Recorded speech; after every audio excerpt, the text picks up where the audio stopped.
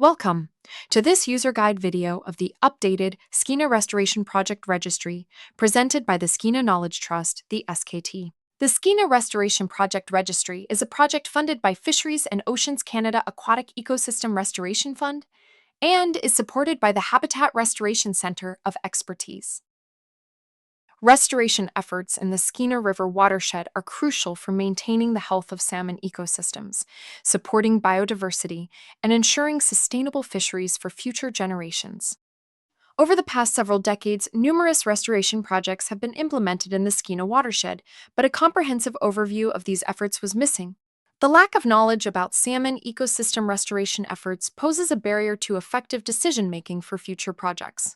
By developing a Skeena Restoration Project Registry, the SKT aims to fill this gap. The project registry is an interactive platform displaying information on past and ongoing restoration efforts in the Skeena watershed in one central location. The platform provides high-level information and allows access to detailed reports stored in the Skeena Salmon Data Center. To get more information about the project, you can visit our website at skeenatrust.ca.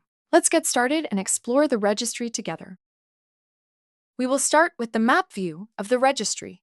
In the map view, you can find the map in the center, while a filter option can be found on the left, and a project details window can be found on the right. The filter options help to narrow down projects shown on the map and help to guide a more specified project search. You can, for example, start by selecting a Skeena subbasin and a target species. When clicking Apply Filters, you will be able to see the results of your search reflected in the map.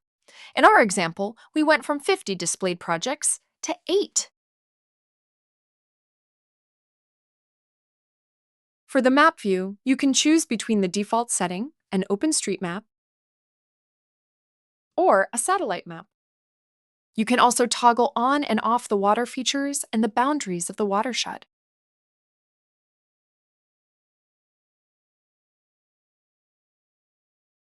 On the right side, you have the Project Details window, which provides a short summary of the project. For viewing the information, simply zoom into the map and click on a project marker. The Project Details window will be populated with information, and you can scroll down to find various data. If a project has multiple sites, you will also be able to see the sites in a different color. If you would like to see the full map, you can simply collapse the windows to the right and left. Just make sure to expand them again if you would like to apply another filter, or if you want to see the project details of another project, as they do not expand automatically when clicking on another project. Next, let's switch to the registry view or table view. This viewing option provides you with a table containing more detailed project information that is not included in the project details window. For viewing the entire table, make sure to close the windows to the right and left. In this table, you have multiple possibilities to view projects and refine your search. You can use the search bar on the right side to search for any specific phrase that interests you. If a project with your phrase is in the registry, it will appear. You can click on the project and it will appear in the map view, where you can view the project details again. Just keep in mind that clicking on the project in the table view will reset your search and the table will be in its starting format.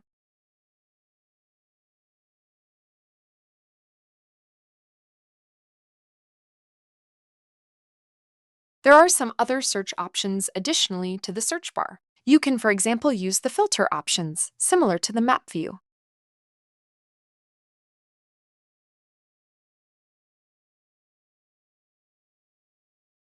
Alternatively, you can use the Table Options window on the right.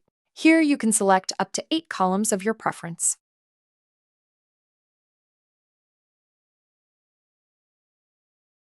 If you have reached the maximum, simply deselect one column and select another desired column. Then close the side tabs to view the full table. If you would like to view the entire information, we recommend you to download the table as shown in the next step.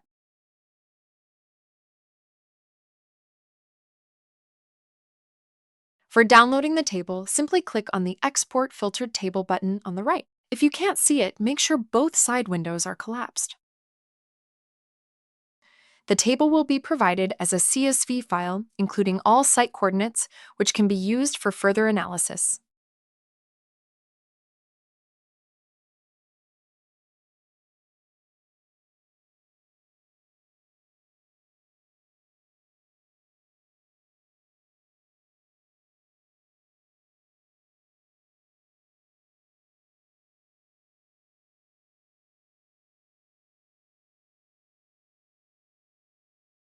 If the project seems interesting to you and you would like to have even more information, for example in form of a report, you can simply select the SSDC link column in the Table Options window to the right. The provided link will open the Skeena Salmon Data Center in a new window, displaying all related information and reports available for the specific project. You can also find the SSDC link in the Project Details window embedded in the map view.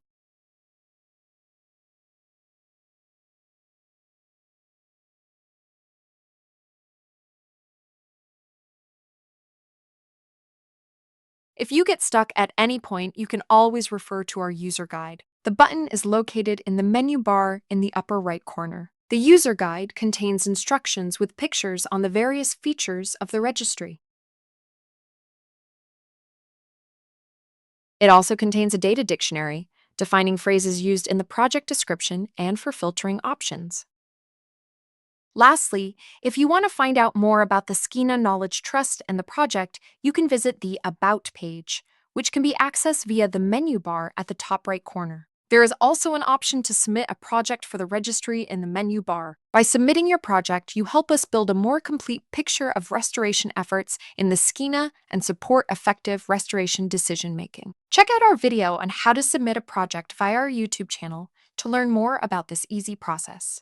You can also find the button to submit a project at the bottom of the About page. Here you have additionally the possibility to leave feedback, and we are curious to hear your thoughts. Thanks for watching this video of the Skeena Restoration Project Registry. We hope you enjoyed it. If there is anything you would like to tell us, please contact us at info@skeenatrust.ca. Bye for now.